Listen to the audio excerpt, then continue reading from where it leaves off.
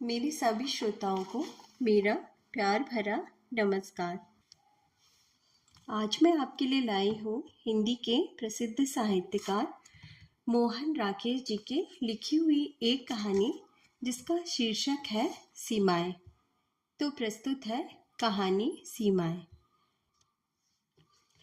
इतना बड़ा घर था, खाने पहनने और हर तरह की सुविधा थी।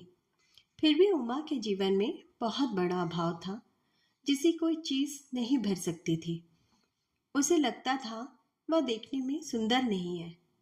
वह जब भी शीशे के सामने खड़ी होती तो उसके मन में झुंझलाहट भर आती। उसका मन होता कि उसकी नाक लंबी हो, गाल जरा हल्के हो, थोड़ी आगे की ओर निकली हो और आंखें थोड़ा और बड़ी हो। परंतु अब यह परिवर्तन कैसे होता? उसे लगता कि उसके प्राण एक गलत शरीर में फंस गए हैं जिससे निस्तार का कोई चारा नहीं, और वह खींचकर शीशे के सामने से हट जाती। उसकी माँ हर रोज गीता का पाठ करती थी। वह बैठकर गीता सुना करती थी। कभी माँ कथा सुनने जाती तो वह साथ चली जाती थी। रोज रोज पंडित की एक ही तरह की कथा होती थी। नाना प्रकार कर करके नारद जी कहते भय हैं राजन। पंडित जी जो कुछ सुनाता थे उनमें उसकी जरा भी रुचि नहीं रहती थी। उसकी माँ कथा सुनते सुनते ऊबने लगती थी। वह दरी पर बिखरे हुए फूलों को हाथों में लेकर मसलती रहती थी।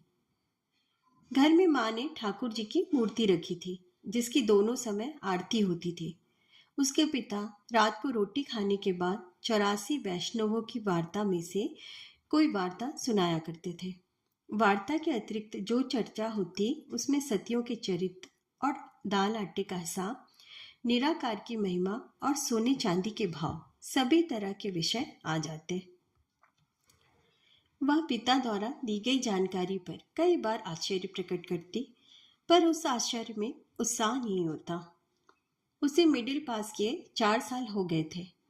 तब से अब तक वह उस संधि काल में से गुजर रही थी जब सिवा विवाह की प्रतीक्षा करने के जीवन का और कोई ध्येय नहीं होता। माता पिता जिस दिन भी विवाह कर दे उस दिन उसे पत्नी बनकर दूसरे घर में चली जाना था। यह महीने 2 महीने में भी संभव हो सकता था और 2-3 साल और भी प्रतीक्षा में निकल सकते थे। उमा कुछ कर नहीं रही थी, फिर भी अपने में व्यस्त थी। बैठी थी, लेट गई, फिर उठकर कमरे में टहलने लगी। फिर खिड़की के पास खड़ी होकर गली की ओर देखने लगी और काफी देर तक दिखती रही। सवेरे रक्षा उसे सरला के ब्याह का बुलावा दी गई थी। वह कह गई थी कि वह 5:30 बजे तैयार रहे, वह उसे आकर ले जाएगी। पहले रक्षा ने उसे बताया था कि सरला का किसी लड़के से प्रेम चल रहा है जो उसे चिट्ठियों में कविता लिखकर भेजता है और जल्दी दोपहर में कॉलेज के गेट के पास उसकी प्रतीक्षा में खड़ा रहता है। आज वह प्रेम फलीभूत होने जा रहा था। प्रेम यह शब्द उसे गुदगुदा देता था। राधा और कृष्ण की प्रेम की चर्चा तो रोज ही घर में हुआ करती थी, परंतु उस दिव्य और अलौकिक प्रेम के बखान से वह विभोर नहीं होती थी। परंतु यह प्रेम, उसकी सहेली का किसी लड़के से प्रेम, यह और चीज थी। इस प्रेम की चर्चा होने पर मलमल के जामे सा हल्का आवरण स्नायुओं को छू लेता था। उम्मी माँ खिड़की में उसके पास आकर खड़ी हो गई। उमा ने जरा चौंक कर माँ की ओर देखा। तुझे अभी तैयार नहीं हो ना? माँ ने पूछा। अभी तैयार हो जाऊंगी, ऐसी क्या जल्दी है? और उमा की आंखें गली की ओर लगी रही। जाना है तो अब कपड़े अपड़े बदल ले, माँ ने कहा। बता, साड़ी निकाल दूं कि सीट? जो चाहे निकाल दो, उमा अन्यमनस्क भाव से बोली। तेरी अपनी कोई मर्जी नहीं? उसमें मर्जी का क्या है? जो निकाल दोगी पहन लूंगी। उसे अपने शरीर पर साड़ी और सूट दोनों में से कोई चीज अच्छी नहीं लगती थी। कीमती से कीमती कपड़े उसके अंगों को छूकर जैसे मुरझा जाते थे। रक्षा सवेरे साधारण खादी के कपड़े पहनकर आई थी, फिर भी बहुत सुंदर लग रही थी। उमा खिड़की से हटकर शीशे के सामने चली गई। मन में फिर वही झंझलाहट उठी। आज वह इतने लोगों के बीच जाकर कैसे लगेगी? माँ ने सुबह मना कर दिया होता तो कितना अच्छा था।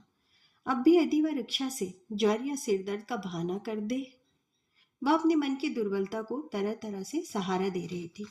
कभी चाहती कि रिक्शा उसे लेने आना ही भूल जाए, कभी सोचती कि शायद यह सपना ही हो और आंखें खुलने पर उसे लगे कि वह यूं ही डर रही थी। मगर सपना होता तो कहीं से टूटता या बदलता। सुबह से अब तक इतना एकतार सपना कैसे हो सकता था? माँ ने सफेद साटिन का सूट लाकर उसके हाथ में दे दिया। उमा ने उसे शरीर से लगाकर देखा। उसे अच्छा नहीं लगा, मगर उसका नया सूट वही था। उसने सोचा कि एक बार पहनकर देख ले, पहनने में क्या हर्ज है। सूट की फिटिंग बिल्कुल ठीक थी। उसे लगा कि उसके अंगों का भद्दापन और व्यक्त हो आया है। यदि उसकी कमर कुछ पतली और नीचे का हिस्सा जरा भारी होता तो ठीक था। यदि उसकी होश में ही उसका पुनर्जन्म हो जाए और उसे रक्षा जैसा शरीर मिले तो वह सूट में कितनी अच्छी लगे। माँ वह लकड़ी का डिब्बा ले आई जो कभी उसकी फूफी ने उपहार में दिया था। उसमें पाउडर, क्रीम, लिपस्टिक और नेल पॉलिश, कितनी ही चीजें थी। उसने उन्हें कई बार सूंघा तो था, पर अपने शरीर पर उनके प्रयोग की कल्पना नहीं की। उसने माँ की ओर देखा। माँ मुस्कुरा रही थी। यह किसके लिए लाई हो? उमा ने पूछा। तेरे लिए और किसके लिए? माँ बोली। ब्याह वाले घर नहीं जाएगी तो उसके लिए इस सब की क्या जरूरत है? वैसे जाना लोगों को बुरा लगेगा। घड़ी दो घड़ी की तो बात है। लाला जी ने देख लिया तो वे देर से घर आएंगे। तू लौटकर साबुन से मुंह धो लेना। परंतु उसके मन का परंतु नहीं निकला। पर वह मना भी नहीं कर सकी। उसकी इच्छा ना हो ऐसी बात नहीं थी, पर मन में आशंका भी थी। वह उन चीजों का अनिश्चित सी देखती रही। माँ दूसरे कमरे में चली गई। लिपस्टिक उसने होठों के पास रखकर देखी। फिर मन हुआ कि हल्का सा रंग चढ़ाकर देख ले। चाहेगी तो पल भर में तौलिए से पोंछ देगी। जो जो होठों का रंग बदलने लगा, उसके मन की उत्सुकता बढ़ने लगी। तौलिए से होठ छुपाए हुए वह जाकर खिड़की के किवाड़ बंद कर आई। फिर शीशे के सामने आकर वह तौलिए से होठों को रगड़ने लगी। उससे रंग कुछ फीका तो हो गया, पर पूरी तरह नहीं उतरा। फिर तौलिया रखकर उसने पाउडर की डिब्बियां उठा ली। मन ने प्रेरणा दी कि तौलिया है, पानी है, 1 मिनट में चेहरा साफ हो सकता है। और वह पफ से चेहरे पर पाउडर लगाने लगी। पफ रखकर जब उसने चेहरे की को हाथ से मलना आरंभ किया, तभी सीढ़ियों पर पैरों की खटखट सुनाई दी। इससे पहले कि वह तौलिया में मुंह छिपा जाती, रक्षा दरवाजा खोलकर कमरे में आ गई। उमा के लिए अपना आप भारी हो गया। तैयार हो गई परी रानी? रक्षा ने मुस्कुराकर पूछा। परी रानी शब्द उमा को खटक गया। उसे लगा कि उस शब्द में चुभती हुई चोट है। 5:30 बज गए? उसने कुंठी स्वर में पूछा। अभी 10-12 मिनट बाकी हैं, रक्षा ने कहा। मैं समझ रही थी अभी 5 भी नहीं बजे, उमा ने किसी तरह मुस्कुराकर कहा। उसकी आंखें रक्षा के शरीर पर स्थिर हो रही थी। आसमानी साड़ी के साथ हीरे के टॉप्स और सोने की चूड़ियां पहनकर रक्षा बहुत सुंदर लग रही थी। माँ ने अंदर से पुकारा तो उमा को जैसे वहां से हटने का बहाना मिल गया। अंदर गई तो माँ वह मखमली डिबिया लिए खड़ी थी जिसमें सोने की जंजीर रखी रहती थी। वह जंजीर माँ के ब्याह में आई थी और उमा के ब्याह में दी जाने के लिए संदूक में संभाल कर रखी हुई थी। माँ ने जंजीर उसके गले में पहना दी तो उमा को बहुत अजीब लगने लगा। रक्षा उधर आवाज दे रही थी, इसलिए वह माँ के साथ कमरे में आ गई। उसके बाहर आते ही रक्षा ने चलने की जल्दी मचा दी। जब वह चलने लगे तो माँ ने पीछे से कहा, रात को मंदिर में उत्सव भी है, हो सके तो आती हुई दर्शन करती आना। वह सीढ़ियों से उतरकर रक्षा के साथ गली में चलने लगी। ब्याह वाले घर में पहुंचकर रक्षा बहुत जल्दी इधर उधर लोगों में उलझ गई। वह यहाँ से वहां जाती, वहां से उसके पास और उसके पास से किसी और के पास। उमा सोफे की एक कोने में सिमट कर बैठी रही। जब उसकी रक्षा से आंख मिल जाती तो रक्षा मुस्कुराकर उसे उत्साहित कर देती। जब रक्षा दूर चली जाती तो उमा बहुत अकेली पड़ने लगती।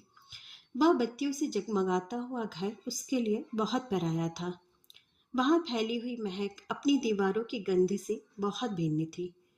खामोश अकेलेपन के स्थान पर चारों ओर खिलखिलाता हुआ स्वर सुनाई दे रहा था।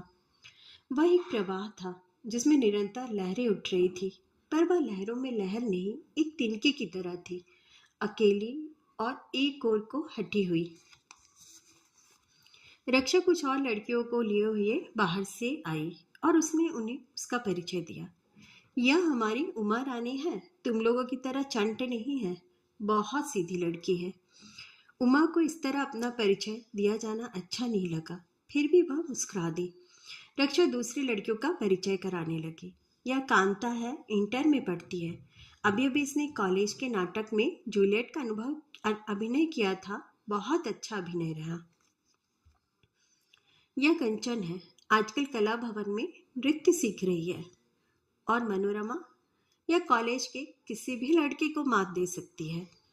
परिचय पाकर उमा अपने को उनसे और भी दूर अनुभव करने लगी। उन सबके पास रहने के लिए अपनी बातें थी। वह, उस दिन, वह बात आदि संकेतों से वे बरबस हंस देती थी। उमा के विचार कभी फर्श पर अटक जाते, कभी छत से टकराने लगते और कभी सफेद सूट पर आकर सिमट जाते। रक्षा कांता को एक फोटो दिखा रही थी और कह रही थी कि इस लड़के की ललिता से शादी हो रही है। अच्छी लॉटरी है, कांता तस्वीर हाथ में लेकर बोली। एक दिन की भी जान पहचान नहीं और कल को ये पतिदेव होंगे और ललिता जी हमारी वे कहकर इनकी बातें करेंगी। धन्य पतिदेव। कांता की बात पर और सबके साथ उमा भी हंस दी, पर वह बेमतलब की हंसी थी। उसे हंसने के लिए आंतरिक गुदगुदी का जरा भी अनुभव नहीं हुआ था। उसके स्नायु जैसे जकड़ गए थे, खुलना चाहते थे लेकिन खुल नहीं पा रहे थे। बात में से बात निकल रही थी, कभी कोई बात स्पष्ट कही जाती और कभी सांकेतिक भाषा में। सहसा बात बीच में ही छोड़कर रक्षा एक नव युवक को लक्षित करके बोली, आइए भाई साहब, लाए हैं आप हमारी चीज। भाई माफ कर दो, नवयुवक पास आता हुआ बोला, तुम्हारी चीज मुझसे गुम हो गई। हाँ, गुम हो गई, साथ आप नहीं गुम हो गए, रक्षा धृष्टता के साथ बोली। अपना भी क्या पता है, नवयुवक ने कहा, इंसान को गुम होते देर लगती है। नवयुवक लंबा और दुबला पतला था और देखने में काफी अच्छा लग रहा था। उमा ने एक नजर देखकर आंखें हटा ली। चलो उधर सरला बुला रही है, नवयुवक ने फिर रक्षा से कहा। उससे कहो मैं अभी आती हूँ, रक्षा बोली। चलो भी, अभी आती हूँ, कहकर उसने रक्षा का हाथ पकड़कर खींचा। रक्षा उसके साथ चली गई। कांता कंचन को बताने लगी कि उस लड़के का नाम मोहन है और वह सरला का चचेरा भाई है, एमए फाइनल में पढ़ रहा है। उमा ने इससे अधिक कुछ सुनने की आशा की, पर कांता वह बात छोड़कर मनु के फीते की प्रशंसा करने लगी। मनु का फीता बहुत सुंदर था। उसके बालों में सोने का क्लिप और नीले रंग के फूल भी बहुत अच्छे लग रहे थे। उसके ब्लाउज का पारदर्शक कपड़ा बिजली के प्रकाश में किरणें छोड़ रहा था। कंचन मनु के कंधे पर झुककर उसके कान में कुछ फुसफुसाने लगी। उमा की आंखें छट दूसरी ओर हट गई। उसके सामने जो दो स्त्रियां बैठी थी, वे उसी की ओर देखकर कोई बात कर रही थी। उमा को लगा वे उसी की बातें कर रही हैं, शायद उसके कपड़ों की आलोचना कर रही हैं। उसने बाहें समेट ली और हाथ से गले की जंजीर को सहलाने लगी। बाहर चल रही हो? मनु ने उससे पूछा। रक्षा किधर गई है? यह पूछकर उमा और संकुचित हो गई। बाहर ही गई है, अभी देखकर आती हूँ, कहकर मनु कंचन और कांता के साथ उठ खड़ी हुई और वे सब बाहर चली गई। उमा फिर बिल्कुल अकेली पड़ गई तो उसके मन का बोझ बढ़ने लगा। वहां इतने अपरिचित लोगों की उपस्थिति, चहल पहल और सजावट, सब कुछ उसे बेगाना लग रहा था। यदि सहसा उसे सुनसान अंधेरे जंगल में पहुंचा दिया जाता, जहां चारों ओर बिल्कुल नीरसता होती, तो उसे निश्चय ही अब से अच्छा लगता। परंतु वहां उस चुलबुलाहट, छेड़छाड़ और दौड़ धूप में उसकी तबीयत उखड़ रही थी। सहसा कमरा कह कहू से गूंज उठा। उमा चौंक गई। कोई ऐसी बात हुई थी जिस पर सब लोग हंस रहे थे। उसने सोचा कि वह भी हंस दे, परंतु वह चुप रही कि हो सकता है उसी के बारे में कोई बात हुई हो। लेकिन जब हंसी का स्वर बैठ गया तो उसे अपने चुप रहने के लिए खेद हुआ, क्योंकि उसकी चुप्पी सबने लक्षित की थी। वह पश्चाताप से भर गई। बाजू का स्वर दूर से पास आ रहा था, इससे लोगों ने अनुमान लगाया कि बारात आ रही है। कमरे की हलचल बढ़ गई। उमा को उस समय बहुत ही व्यर्थ सा प्रतीत होने लगा था। उसके कान में बाजी का स्वर गूंज रहा था और आसपास कुछ वाक्यों के टुकड़े मंडरा रहे थे।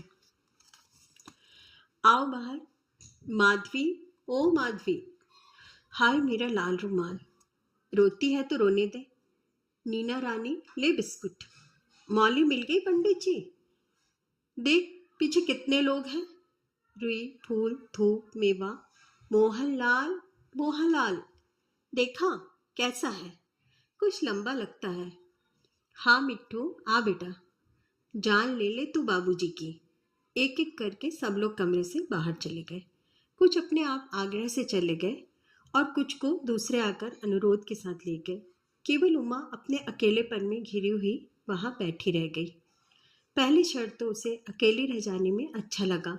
दूसरी क्षण उपेक्षित होने का टीस का अनुभव हुआ। फिर आत्मीयता दीप्त हुई कि उसे भी बाहर जाना चाहिए, परंतु अगला क्षण वह इस अनुभूति से मुरझा गई कि बाहर जाकर भी वह अकेली होगी। उस भीड़ में उसके होने ना होने से कोई अंतर नहीं पड़ता। बैंड का स्वर बहुत पास आ गया था और बाहर कोलाहल बढ़ रहा था। अंदर उमा के लिए समय के क्षण लंबे होते जा रहे थे और उसके हृदय की धड़कन मध्यम पड़ रही थी। तभी अचानक रक्षा बाहर से वहां आ गई। क्यों रानी, रूठ गई हो क्या? रक्षा ने आते ही पूछा। नहीं, मैं उमा ने सिर दर्द का बहाना करना चाहा, लेकिन उसकी बात पूरी होने से पहले ही रक्षा ने उसका हाथ पकड़कर उठा लिया। बाहर चल, यहाँ क्यों बैठी है? वह बोली। बाहर अभी हम लोग दूल्हा के साथ एक तमाशा करने जा रही हैं। और कुछ कह सकने से पहले ही उमा बाहर भीड़ में पहुंच गई। यहाँ कंचन, मनो और कांता मिल गई। वे सब उसे साथ सरला के कमरे में ले गई। सरला दुल्हन के वेश में बिल्कुल और ही लग रही थी। फूलदार जारजेट की साड़ी के साथ मोतियों के गहने उसकी गुलाब सी त्वचा पर बहुत खिल रहे थे। सरला उसकी ओर देखकर मुस्कुराई तो वह उसके होठों के सलवटे देखती रह गई। सरला ने साथ कुछ शब्द भी कहे, परंतु वे शब्द कोलाहल में उसे सुनाई नहीं दिए। वह उत्तर में यूं ही मुस्कुरा दी, हालांकि अपनी वह व्यर्थ की मुस्कुराहट उसके हृदय में चुप सी गई। 2 घंटे बाद जब रक्षा उसे उसके घर की गली के बाहर छोड़कर आगे चल गई, तब भी उमा के हृदय में वह चुपता हुआ अनुभव उसी तरह था जैसी कोई कांटा अंदर टूटकर रह गया हो। वह अपनी स्थिति का निर्णय नहीं कर पा रही थी। एक तरफ जैसे रक्षा, सरला, कांता, कंचन और मनोरमा खिलखिलाकर हंस रही थी, दूसरी तरफ वे दीवारें थी जिनमें सटी हुई खिड़की के पास सवेरे धूप आती थी और दोपहर ढलते ही अंधेरा होने लगता था, और जिनके साये में पूर्णिमा और एकादशी के व्रत रखने होते थे। वह जैसे दोनों ओर से दब हो रही थी और टूट भी रही थी। गली में आकर उसने मंदिर की घंटियां सुनी तो उसे माँ की बात याद हो आई कि आज मंदिर में उत्सव है।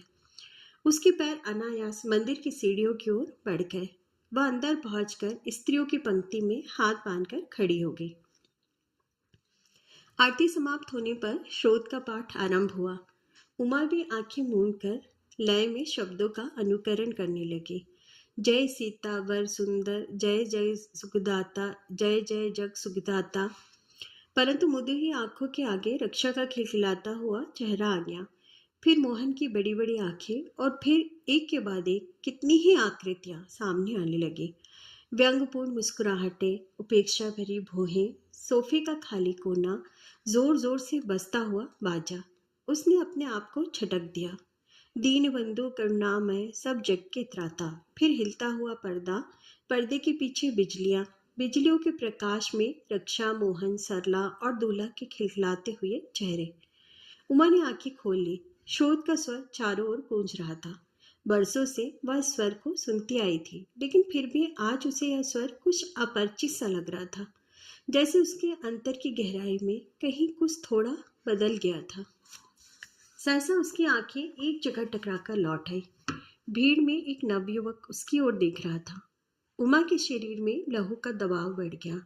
हृदय की गति बहुत तेज हो गई। उसकी आंखें खेले के खंभों में से हटकर सजी हुई सामग्री पर से फिसलती हुई फिर वहीं टकराई। वह अब भी उसी तरह देख रहा था। उमा के लिए पैरों का संतुलन बनाए रखना कठिन हो गया था। उसकी नजर ठाकुर जी की मूर्ति पर पड़ी और जल्दी से हट गई। उसके पास से कुछ लोग चलने लगे तो वह भी साथ चल दी। पुजारी से चरणामृत लेकर वह ड्योढ़ी की ओर बढ़ी। सहसा भीड़ में से किसी का हाथ उससे छुआ। उमा ने घूर कर देखा, वही दो आंखें थी, काली डोरेदार आंखें। शोध का स्वर मशीन के घर घर जैसा हो गया। आसपास की भीड़, पत्थर की गोपियां, मिट्टी के आम व कपड़े के तोते, हर चीज धुंधली होने लगी। आकाश बोझिल हो गया और धरती समतल नहीं रही। दिशाएं एक दूसरे में मिलकर उलझ होने लगी। प्रकाश रंग बदलने लगा। वह भीड़ में कुछ यूं हो गई जैसे रुके हुए पानी में अस्त व्यस्त हाथ पैर मार रहे हो। केवल एक ज्ञान था कि एक हाथ उसे छू रहा है, यहाँ बाजू के पास, यहाँ कंधे के पास, यहाँ। वह बाहर से आती हुई दो स्त्रियों के साथ उलझ गई। किसी तरह संभल कर जब वह बाहर पहुंची तो उसे हवा का स्पर्श कुछ विचित्र सा लगा। लहू जो तेजी से नाड़ियों में सरसरा रहा था वह कुछ ठंडा पड़ने लगा तो शरीर में सिहरन भर गई। उसके कंधे के पास उस हाथ का स्पर्श जैसे अभी तक सजीव था। उसका मन हुआ कि वह जल्दी से घर पहुंच जाए और एक बार खिलखिलाकर हंस दे। वे असाधारण क्षण बिल्कुल नई सी अनुभूति छोड़ गए थे। यदि रक्षा उस समय उसके पास होती तो वह हंसती हुई उसके गले में बाहें डाल देती और उसे घसीटती हुई अपने साथ घर ले जाती। उस स्पर्श को एक बार छू लेने के लिए उमा का हाथ अपने कंधे के उसी भाग की ओर उठ गया। वह स्पर्श जैसे वहां अपनी निश्चित छाप छोड़ गया था। अचानक उसका पैर लड़खड़ा गया और वह रुक गई। उसका सारा शरीर पसीने से भीग गया। अंधेरे में गहरे गहरे रंग फैल गए। उस स्पर्श का आभास तो वहां था, बस सोने की जंजीर गले में नहीं थी। आप सबका कहानी सुनने के लिए बहुत बहुत धन्यवाद।